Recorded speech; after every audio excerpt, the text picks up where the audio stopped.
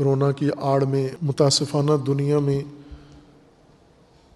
ایسے بے شرمی کے اعمال انجام دیے جا رہے ہیں۔ متحدہ عرب امارات باقاعدہ ایک صہیونی ریاست میں تبدیل ہو چکی ہے، اور نیا قدم انہوں نے یہ اٹھایا ہے 7-8 مسلمان ممالک کے شہریوں پر مکمل طور پر پابندی لگا دی ہے کہ یہ امارات میں، دبئی، ابوظہبی میں کسی بہانے سے نہیں جا سکتے، حتیٰ ٹرانزٹ ویزے کے ساتھ بھی نہیں جا سکتے، اور ان میں پاکستان بھی شامل ہے۔ بہانہ انہوں نے جن پر امریکہ نے، ٹرمپ نے پابندی لگائی ہوئی تھی کہ یہ نہیں آ سکتے، ان کے عوام یا ان کے ممالک کے اندر صہیونی مخالفت کے عناصر پائے جاتے ہیں۔ جن جن ملکوں میں اسرائیل مخالفت پائی جاتی ہے ان ملکوں پر